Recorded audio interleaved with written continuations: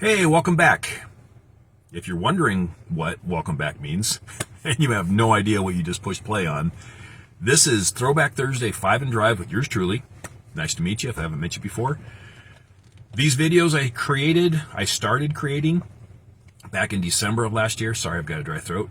Back in December of last year as a gift, I guess. Maybe not the best gift, but a gift for my kids for when I'm out of here. So they can look back at all the stupid shit their dad said and did. That's that. Short little 5-minute clips of my life. So, you want to hang around? I'm going to talk about my dad. If you don't, there's that little button down there you can push, and we'll see you next time. No harm, no foul. I still love you. Anyway, my dad. When I was a kid, and I know not everybody's experience is like this with their parents, but when I was a kid, my mom and dad knew everything. They could do everything. They could fix everything. When I became a teenager, they didn't know shit. They couldn't do shit. They couldn't fix anything either. And then when I became an adult, and this is more 30s maybe a little bit longer, because I still don't think I've grown up completely, I realized that a lot of the stuff they said and did, they knew what they were talking about. And maybe that's just the way it works. Maybe that's how people progress, mature, all that good stuff.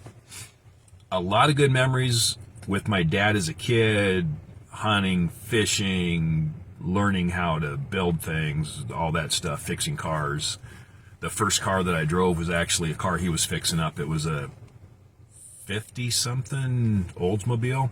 Thing was like a boat. You could run into a brick wall and it wouldn't even scratch the paint. It was one of those huge cars. Awesome. The best memory I have, though, probably in high school when I was kind of becoming the stupid teenager that a lot of us turn into. My dad had to sub for the football coach. I don't know if he was sent on TDY or what happened, but my dad had to cover like the first half of the season.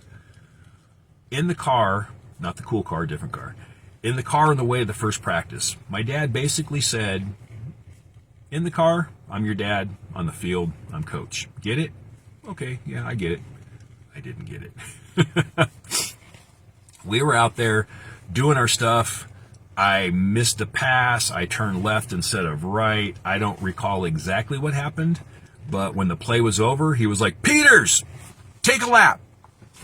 And I was like, hey, what? And he goes, that's 2.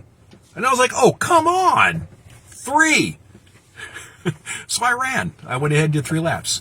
Came back, did something else, and same thing. Peters, take a lap. I don't learn well. So I was like, what?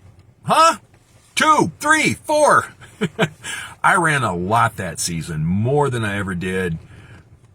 It was still a really good experience because we got back in the car driving home after practice, after game, after action meeting. Hey, this was good, that was good, this was bad, improve on this, work on this. I would have done this different kind of thing. It was awesome. And even though I knew I shouldn't talk back, sometimes I did just so I could run and take a break from playing.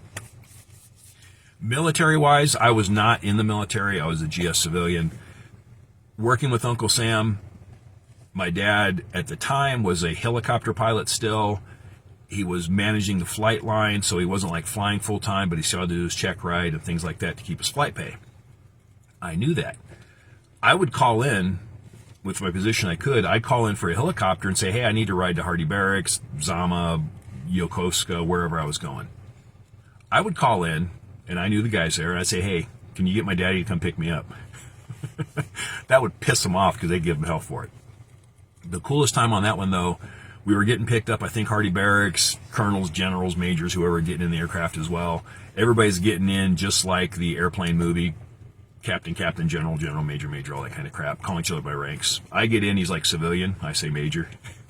The whole ride back, though, he was talking about me, how proud he was of me and all that stuff. And it just boosted my ego and made me feel really, really good to hear the stories that he was recalling about me, which is what I'm trying to do here for my kids as well. And hopefully I'll have some good stories to share about them. Anyway, we're getting close to the 5-minute mark. Thank you so much for tuning in. I do appreciate it. The 3 of you that listen, maybe 4 now. It's a short ride. Live life. Be kind. I love you. Take care. Get you some.